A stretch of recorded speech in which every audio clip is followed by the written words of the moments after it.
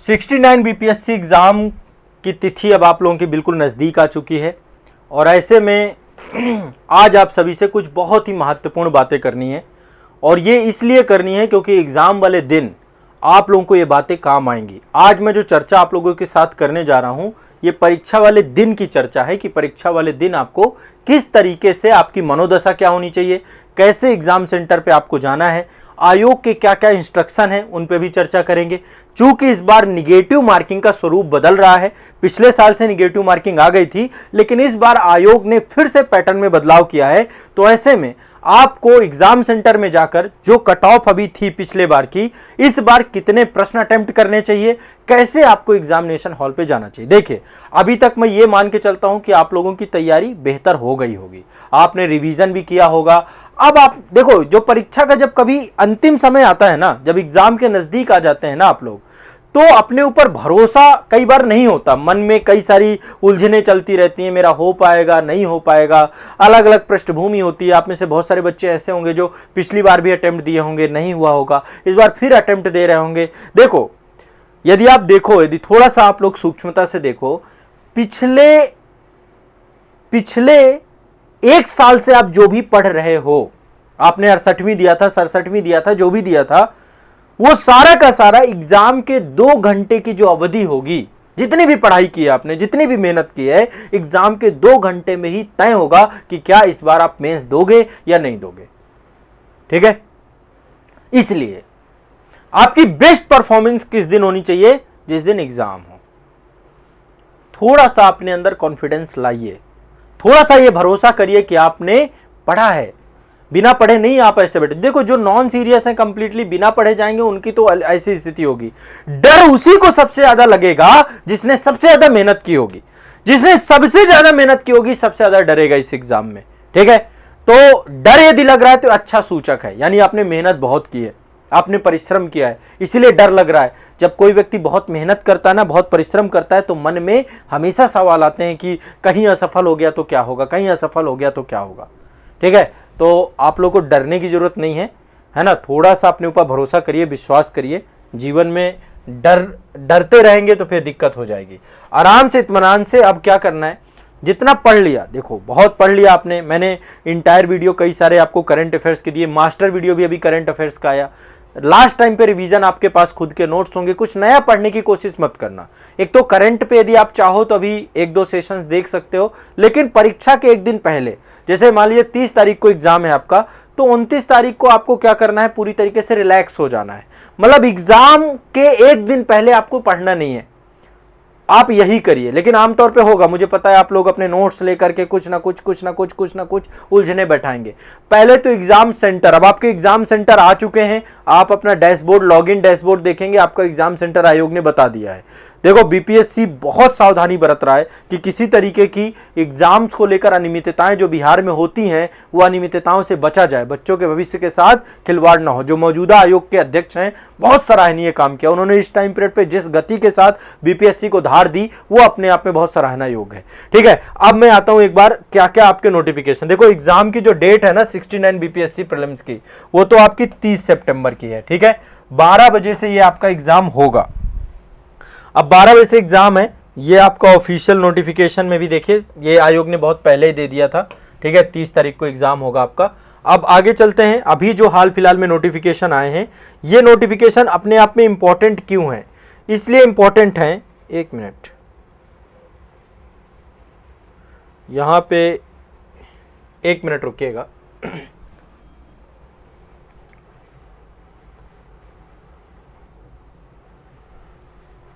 एक मिनट रुकिएगा।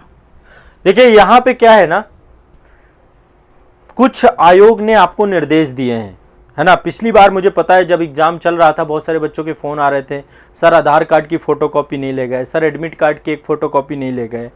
तो आप लोग सबसे पहला काम जो करिए, आप लोग आज ही, या तो आप लोगों ने करवा रखा है तो ठीक है, एडमिट कार्ड की फोटोकॉपी निकलवा लीजिए। ठीक है ना, एडमिट कार्ड की फोटोकॉपी आप लोग निकलवा लीजिए कैसे भी करके। थोड़ा सा यहाँ पे एक तकनीकी खामी आई है, मैं एक काम करता हूँ, एक तकनीकी खामी के लिए हमारे पास दूसरा ऑप्शन भी है, यहाँ पे कुछ चीज़ें मुझे आपको दिखानी थी जो आयोग के वो आए हुए थे, अभी एक बार देख लेते हैं।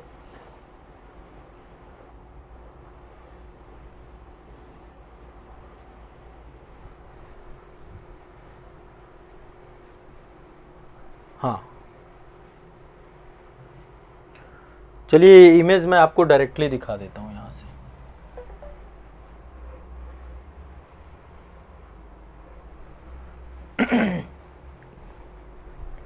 एक मिनट रुकिएगा।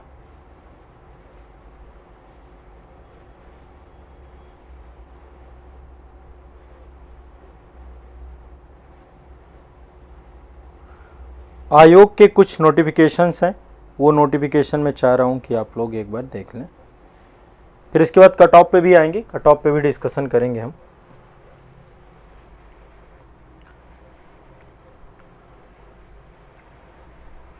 हाँ, एक तो देखो ये नोटिफिकेशन आपने देख लिया होगा, अभी आया है। पहली बात, ये जो आपका नोटिफिकेशन है इसमें कुछ निर्देश दिए गए हैं और आयोग ने कहा है कि 15 तारीख से आपके एडमिट कार्ड आ गए थे। एडमिट कार्ड आप लोगों ने डाउनलोड कर लिया होगा। एक बार कमेंट सेक्शन में मुझे जरूर बताइएगा कि आप लोगों का कहाँ गया है सेंटर। ठीक है, एग्जाम सेंटर के लिए आयोग ने बताया है कि अपने सेंटर को देखने के लिए आपको क्या करना है, डैशबोर्ड पे जाना है। ठीक है, वहां पर आपको जो है सेंटर मिल जाएगा। जो डैशबोर्ड पे लॉगिन करेंगे तो लॉगिन करने के बाद आपको सेंटर वगैरह सारा कुछ मिल जाएगा, आपको पता चल जाएगा। ये आयोग ने आपको बता दिया है। यहां पे एक चीज आपको आयोग ने बताया है, देखिए सबसे पहली चीज, आप लोग 11 बजे पहुंच जाइएगा। 11 बजे तक सेंटर पहुंचना बहुत जरूरी है। बहुत सारे बच्चे लापरवाही करते हैं और फिर अंत में पहुंचने में बहुत टाइम लग जाता है उनको। ठीक है, कई बार आपको खुद पता है कि यदि हम टाइम से नहीं पहुंचेंगे, इसलिए एक दिन पहले सेंटर के पास आपको पहुंचना बहुत जरूरी है। ये नहीं कि आप 2 घंटे का सफर करके जा रहे हैं कहीं से। एग्जाम सेंटर के नजदीक रखिएगा, बहुत लोगों का पेपर छूटता है। 11 बजे तक आप एंट्री नहीं करोगे तो वैसे भी आपको जो है क्या है ना, परीक्षा केंद्र में यहाँ पे लिखा हुआ है अभ्यर्थी को 11 बजे से पूर्व तक ही परीक्षा केंद्र में प्रवेश की अनुमति दी जाएगी। सभी अभ्यर्थी 11:05 बजे से पहले ही परीक्षा कक्ष में अपने निर्धारित स्थान को निश्चित रूप से उपस्थित रहेंगे, जिससे उनका बायोमेट्रिक, इस बार बायोमेट्रिक भी आपका जो है होगा। ठीक है, तो ये भी ध्यान रखिएगा, बायोमेट्रिक भी है और फेशियल भी है, दोनों तरीके से आपका जो है ये आयोग के द्वारा ससमय ये 1 घंटे का समय आयोग ने लिया है। तो आप यदि 11 बजे तक पहुंचना ही पहुंचना है, नहीं तो गेट बंद हो जाएगा, फिर आपका पेपर रह जाएगा। एक सावधानी तो ये करना है आपको कि टाइम से पहुंचना है आपको। ठीक है, दूसरा, इस बार जो नया परिवर्तन आ रहा है निगेटिव मार्किंग में, अभी तक क्या था, 68 तक 5 विकल्प हुआ करते थे। अब आयोग आपके परीक्षा में 4 विकल्प कर देगा और प्रत्येक गलत के लिए 1/3 आपको जो है निगेटिव मार्किंग का दंड दिया जाएगा। यह चीज अभी तक यूपीएससी में थी, यूपी पीसीएस में थी, अन्य कई सारे स्टेट पीएससी में थी। अब बीपीएससी ने भी बहुत स्वागत योग्य कदम लेकर के आए हैं कि इसमें जो है 4 विकल्प हैं और 4 विकल्प में 1/3 का निगेटिव मार्किंग है। 5वां विकल्प 68 में दिया था लेकिन उसकी कोई जरूरत रही नहीं गई थी, क्योंकि पहले 1/4 की आपकी निगेटिव मार्किंग थी, अब 1/3 की निगेटिव मार्किंग है। ये ध्यान रखिएगा। इस बार जब आपको कॉपी मिलेगी तो एक बार ऊपर पढ़ भी लीजिएगा, इंस्ट्रक्शन कॉपी में हमेशा ऊपर दिए जाते हैं तो उनको भी पढ़ लेना है। क्लियर है, स्पष्ट है सभी को, इतने में कोई डाउट नहीं है? देखो आप लोगों के काफी सारे क्वेश्चन भी हैं। ये कौन है, श्याम किशोर जी कह रहे हैं सर करंट अफेयर्स का पीडीएफ देखो, करंट अफेयर्स का पीडीएफ अब आप इस समय ढूंढ रहे हैं, अब तो आपने अभी तक पढ़ लिया होगा ना।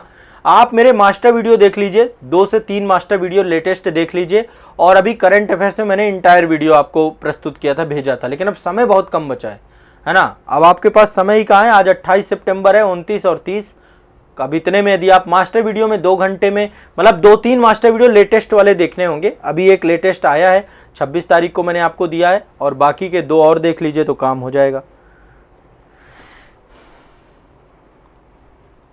ठीक है, तो अब ये वाला जो सबसे बड़ी चीज है कि आपको एग्जामिनेशन हॉल पे निगेटिव मार्किंग से कैसे बचना है, ये सबसे बड़ा प्रश्न है। कितने क्वेश्चन अटेम्प्ट करने चाहिए, क्योंकि बहुत सारे बच्चों को मैंने देखा कि वो जितने अटेम्प्ट करना चाहिए उतना अटेम्प्ट ही नहीं करते।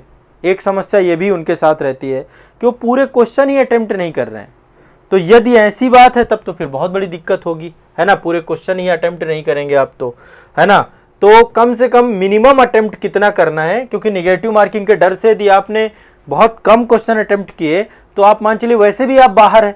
हमें क्या करना है, स्मार्टली ये प्लान करना है कि एग्जाम वाले दिन में हम कट ऑफ को पार करें।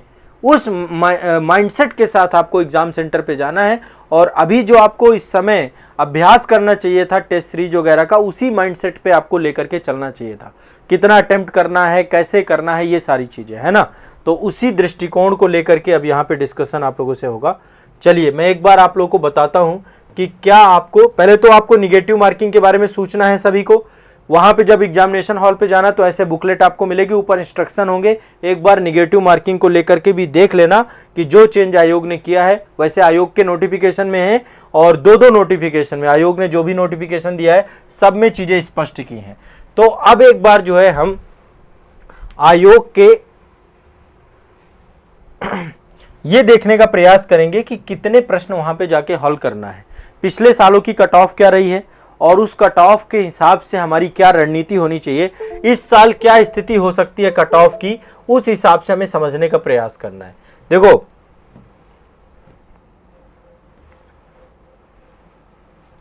यहां पे आप देख पा रहे होंगे, ये आपकी जो है 68 प्रीलिम्स एग्जाम की कट ऑफ का एक जो पिछली बार आई थी, मेल और फीमेल की अलग अलग कट ऑफ थी, और जो अनरिजर्व कैटेगरी है आपकी सामान्य की 91 नंबर के आसपास गई। देखो बीपीएससी में 150 आपके प्रश्न हैं, ठीक है, हर प्रश्न 1 नंबर का है आपका, तो यानी 150 नंबर का पूरा पेपर है, और इसमें 1/3 की अब निगेटिव मार्किंग हो जाएगी। जब ये 68 बीपीएससी हुआ था, यहाँ पे 1/3 की नहीं थी, शायद 1/4 की निगेटिव मार्किंग थी, और इसमें 5वां विकल्प भी था। इस बार 5वां विकल्प नहीं रहेगा, तो आप लोगों के लिए एक राहत की सांस आपको लेनी चाहिए कि 5वां विकल्प में जितना कंफ्यूजन था ना ई ऑप्शन में, वो अब कंफ्यूजन आपका दूर हो जाएगा, ठीक है। और सिंपल सा है, अब आपको यहाँ पे थोड़ा सा एक माइंडसेट बनाना है। क्या माइंडसेट बनाना है, एक बार ध्यान से समझिए। देखिए एग्जाम वाले दिन आप एक माइंडसेट बना के चलिएगा, हमें 150 में से 150 प्रश्न हल नहीं करना है, हल नहीं करना है, और पूरे किसी को आते भी नहीं है। भाई आते हो तब तो कोई बात नहीं है, आप कंफर्म है, पहले यही रहा ना, पिछली बार कट ऑफ क्यों गिर गई, आप खुद सोचो। बहुत बड़ा चेंज आया था 68वीं बीपीएससी की कट ऑफ में। 67वीं में यही कट ऑफ 113 गई थी, उसके पहले 66वीं में 108 गई थी, और वही कट ऑफ जाकर के 91 में गिर गई। क्यों? Negative marking. तो निगेटिव मार्किंग को डील करना आपको आना चाहिए। 150 में से 150 प्रश्न हल नहीं करना। आज ही माइंडसेट बनाइए कि आप जाके 100 लगभग 30 क्वेश्चन, या तो 25 क्वेश्चन या 30 क्वेश्चन, ये क्वेश्चन पेपर देखिएगा जाकर के कि प्रश्न पत्र कैसा है, कठिन है, सरल है, जैसा भी, वहां पे डिसीजन लेना है। 25 से 30 क्वेश्चन आपको जाकर के छोड़ना है एग्जामिनेशन हॉल पे। क्या करना है? 25 से 30 क्वेश्चन आपको छोड़ना है। जो आपको नहीं आते उनमें रिस्क नहीं लेना है, ठीक है। नहीं आते तो रिस्क आप लोग नहीं लेंगे। 25 से, ये आज माइंडसेट आप बना लेंगे, यानी कि एग्जामिनेशन हॉल पे हमें क्वेश्चन छोड़ने हैं। 25 से 30 क्वेश्चन हम जाकर के छोड़ेंगे। ये क्वेश्चन हमें अटेम्प्ट नहीं करने, जिनमें हमें कंफ्यूजन होगा। तो हम अटेम्प्ट कितने करने वाले हैं? लगभग 125 से 120 क्वेश्चन, 120 से 125 क्वेश्चन हम क्या करने वाले हैं?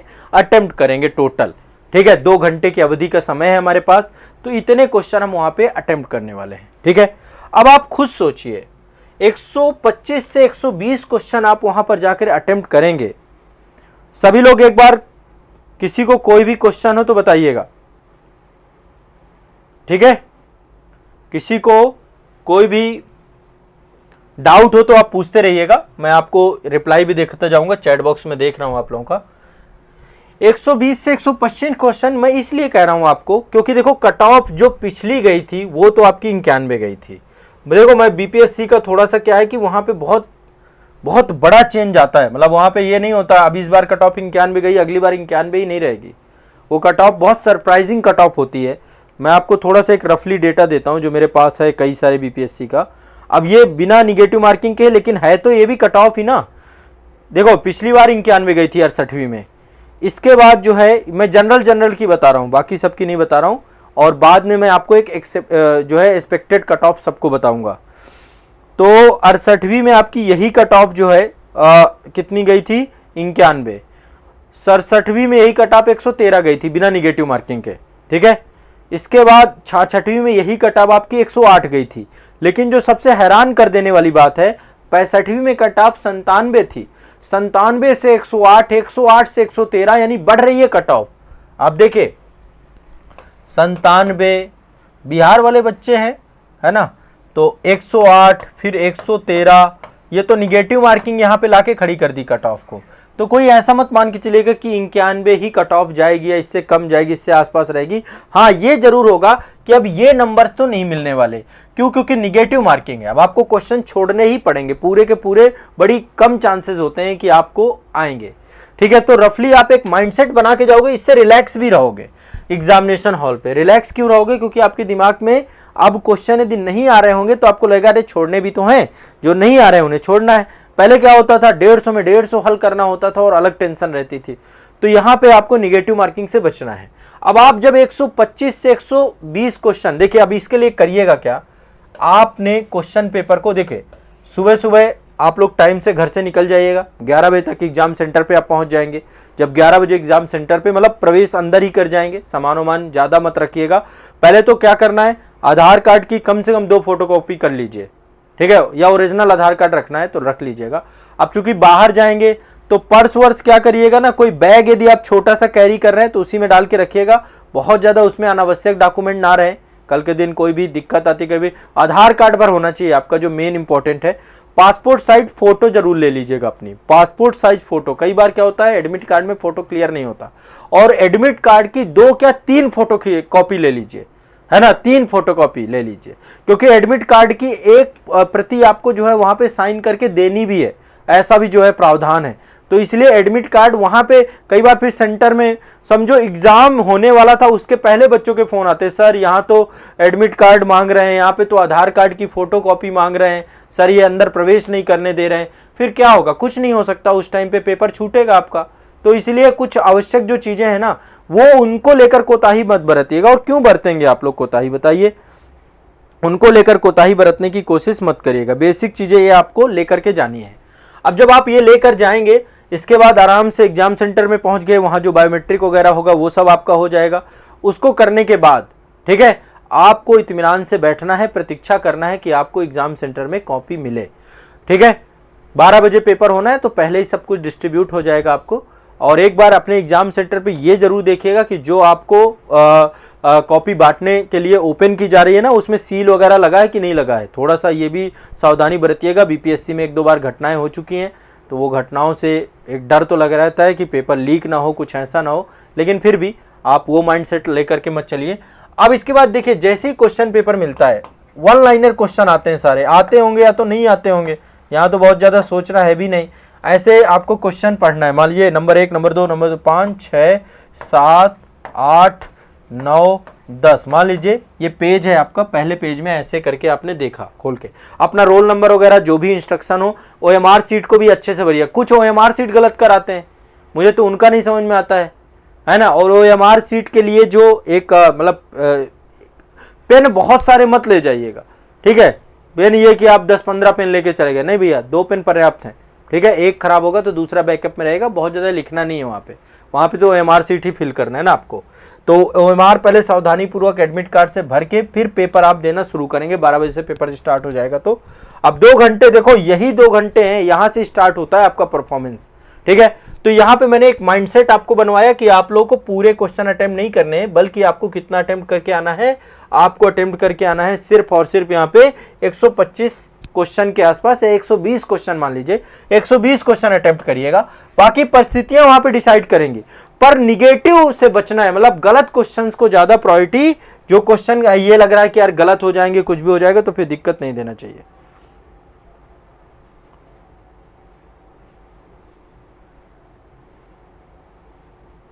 देखो जीएस जहां पे भी आती है ना, तो जीएस वाले जो है क्लास से 7 बजे वाली क्लास से जुड़ सकते हैं, कोई दिक्कत नहीं है।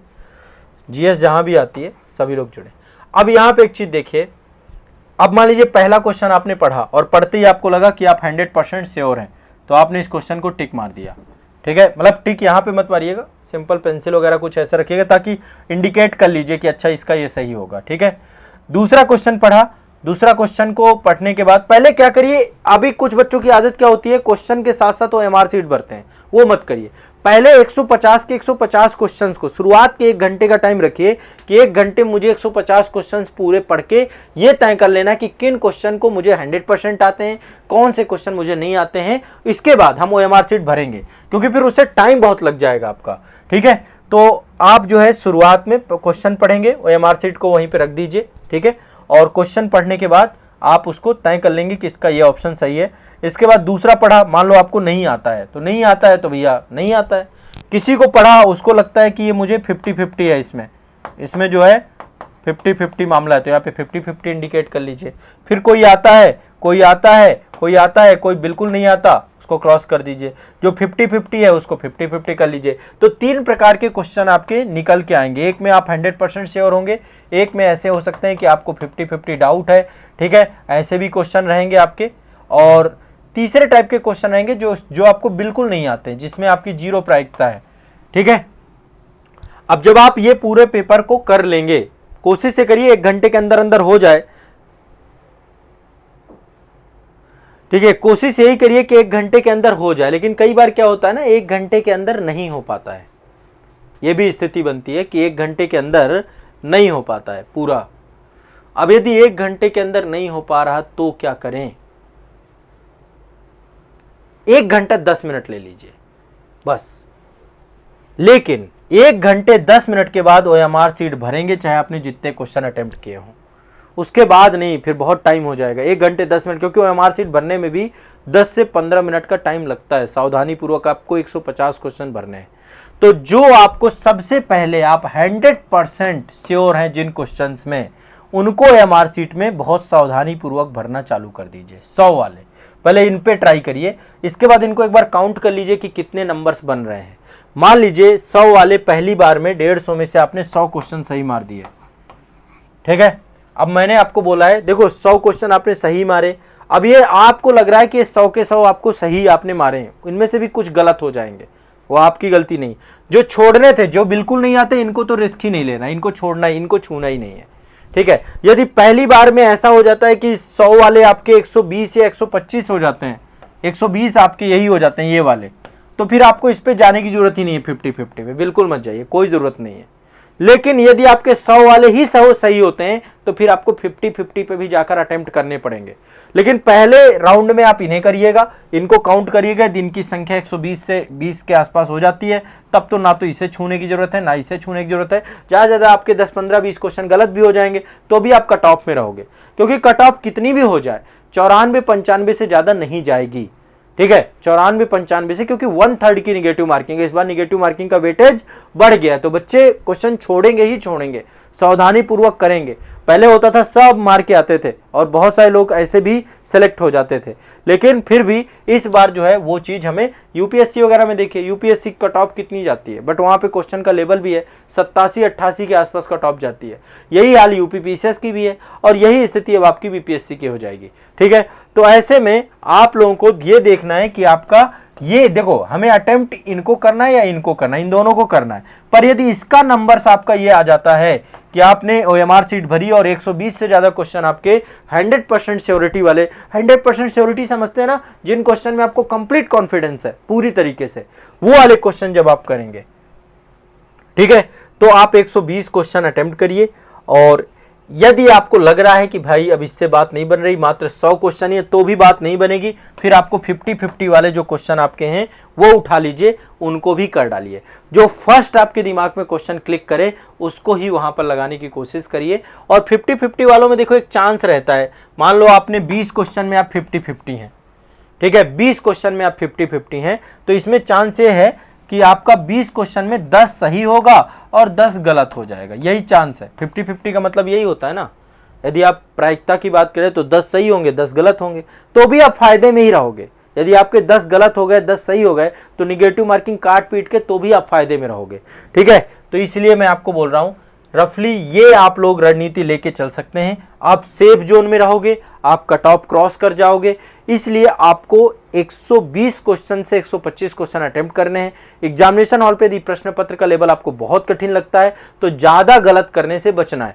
फिर आप 110 भी अटेम्प्ट करना पड़े, लेकिन ये मत रखिएगा कि आप जो है बहुत कम अटेम्प्ट करके आ रहे हैं। पिछली बार एक बच्चा मुझे याद है, उनके द्वारा क्वेश्चन ही बहुत कम अटेम्प्ट किए गए। यदि उन्होंने सही से अटेम्प्ट किया होता, निगेटिव मार्किंग बचने के चक्कर में उन्होंने क्वेश्चन ही बहुत कम अटेम्प्ट किए। ऐसे कई सारे बच्चों ने बाद में फोन किया और बहुत माइनर, वो 1-2 नंबरों से फिर प्रीलिम्स रुक जाता है।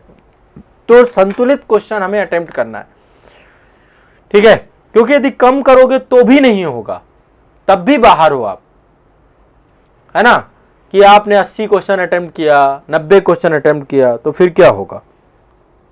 सूरज कुमार जी कह रहे हैं सर जब 100% वाले 10 से 115 तक जाएगा तो 10 से 15 क्वेश्चन में रिस्क ले सकते हैं। देखो, यदि 110 से 115 क्वेश्चन आपका जाता है तो आप 5 से 6 क्वेश्चन और रिस्क ले लो, या 10 क्वेश्चन में कह रहा हूं रिस्क ले लो, 10 क्वेश्चन और कर सकते हो आप, 50-50 वाले, ठीक है, 10 क्वेश्चन और रिस्क ले सकते हो, लेकिन 125 के ऊपर मत जाने देना कहानी को, ठीक है। 50-50 वालों में फिर आप 10 क्वेश्चन और जरूर ले लीजिए, कोई दिक्कत नहीं है, क्योंकि फिर ज्यादा से ज्यादा चलो गलत भी होगा। ये मैंने क्यों रेशियो आपको ये बताया है, इसका रेशियो का रीजन बता देता हूं। मान लीजिए आपके 100% वाले क्वेश्चन आपने अटेम्प्ट कितने किए, टोटल 100 मान लीजिए आपके पहले राउंड में सही है, ठीक है। फिर दूसरे राउंड में आपने, ये आपके 100% वाले सही है, दूसरे राउंड में हमने 50-50 वाले उठाए, ठीक है, 50-50 वाले उठाए, तो ये मान लीजिए आपके कितने 20 क्वेश्चन आपने ये अटेम्प्ट किए।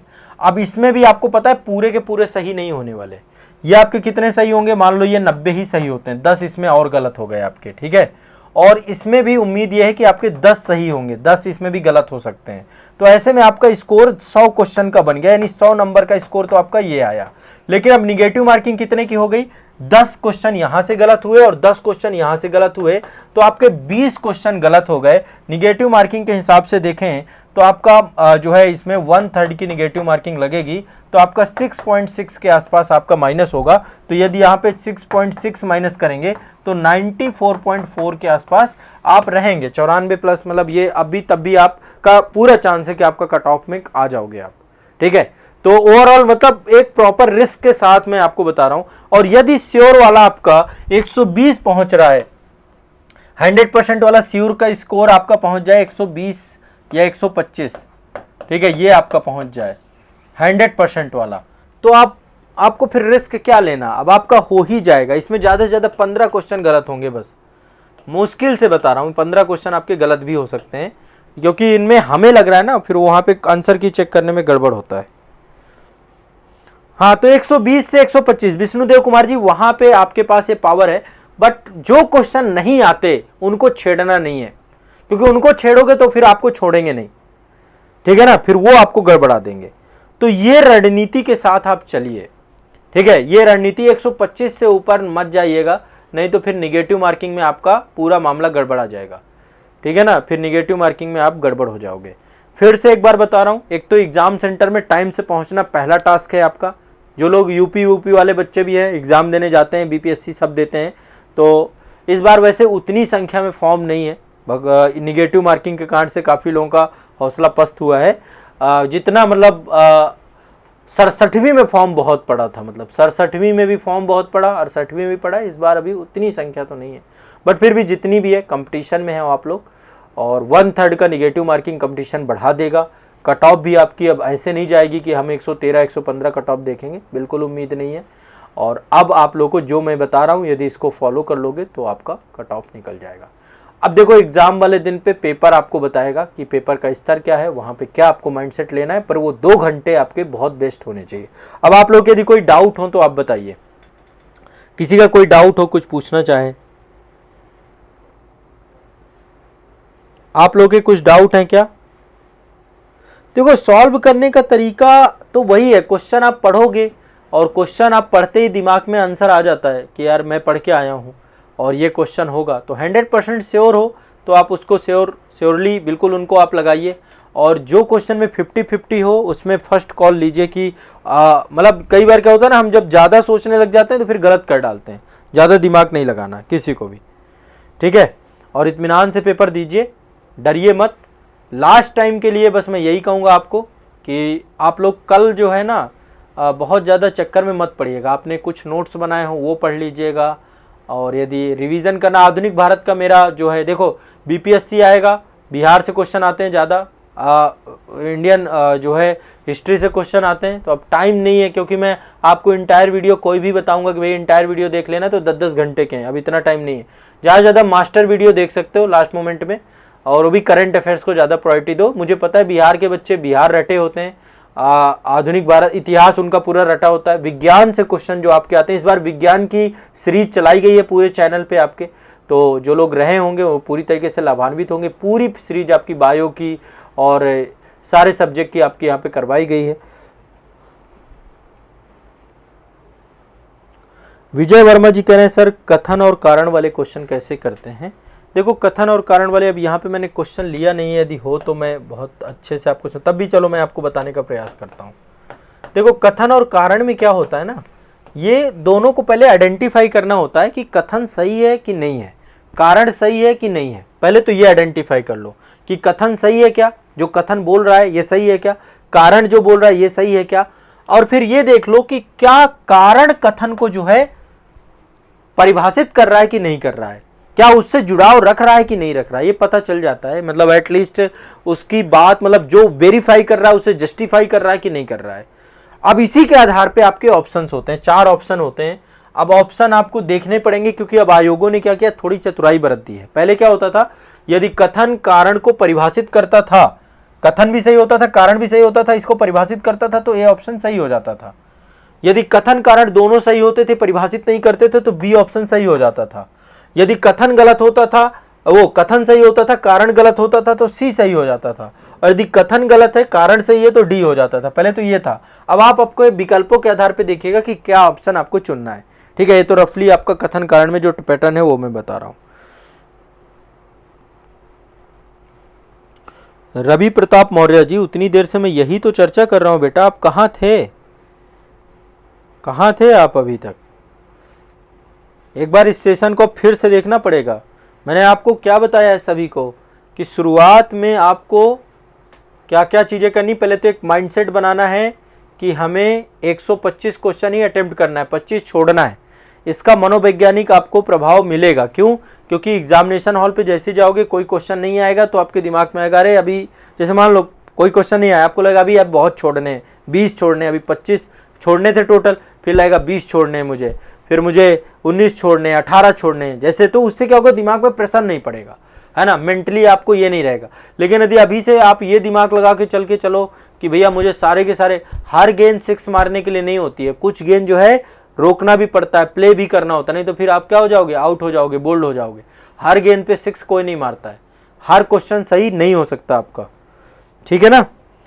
रवि प्रताप मौर्य जी, एक वीडियो को आपको देखना पड़ेगा, इसमें मैं पिछले उतने टाइम से यही डिस्कशन कर रहा हूँ काफी अच्छे से। अभिषेक भारती, तुक्का मत लगाना, ये तुक्का वालों के लिए 1/3 लेकर के आया गया है। ये परिणाम जो निगेटिव मार्किंग आई है ना, ये तुक्का वालों के लिए लाई गई है। यदि लगाएंगे तो इसका फिर आपको भुगतना पड़ेगा। तुक्का तो वहां चलता है जहां निगेटिव मार्किंग नहीं होती है। ठीक है, और कोई यदि ट्रिक बता रहा है ना आपको तुक्के लगाने की, तो उसके ट्रिक के चक्कर में मत रहना, कोई फायदा नहीं होगा। ठीक है। अब आयोग इतना आपको, आप क्या सोचते हैं कि आयोग में जो बैठे हुए हैं पेपर बना रहे हैं, अब तो सब इतना ट्रिकी चीजें आ रही हैं। करंट से क्वेश्चन जो आएंगे, देखो करंट वाले यदि मेरे सेशन में रहे हो आप, सुबह 5:30 बजे वाले सेशन में जो रहे, करंट का एक क्वेश्चन आपका बाहर से नहीं आएगा, मैंने इतना डिटेल से कराया है। ठीक है। और मास्टर वीडियो यदि आप देख लोगे तो भी आपका रिवीजन हो जाएगा। मास्टर वीडियो तो आपके रिवीजन वीडियो हैं सारे के सारे। तो करंट मैंने खूब अच्छे से कराया है। बाकी आप हिस्ट्री में मेरे इंटायर वीडियो ही देख लो। बैच वैच वाले बच्चे जो हैं वो तो डिटेल में पढ़े ही हैं। हमने आपको ऐसे ही जो है क्लास खूब करवाई आज़ाद बीपीएससी एकेडमी में, सारा मेहनत किया हमने बीपीएससी वाले बच्चों के साथ।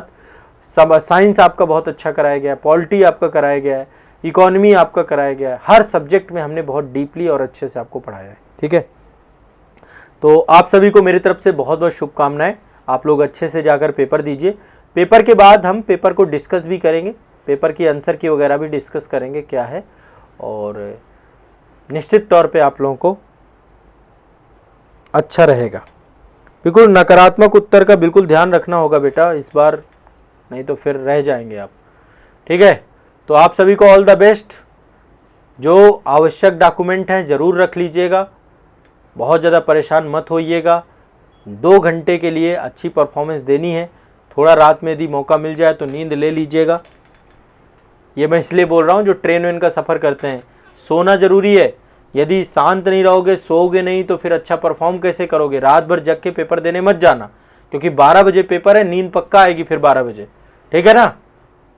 तो आप सो के जाना, अच्छी खासी नींद लेके जाना, आराम से उठना 8-9 बजे, ठीक है। यदि सेंटर के पास हो तो 8-9 बजे उठना और उठ के फिर जाना। 9 बजे निकलोगे, पहुंच जाओगे आधे एक घंटे में।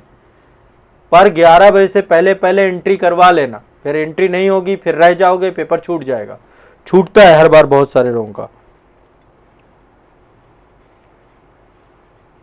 ठीक है। अब किसी का यदि कुछ प्रश्न होता है तो कमेंट सेक्शन में आप लोग पूछ लीजिएगा, ठीक है।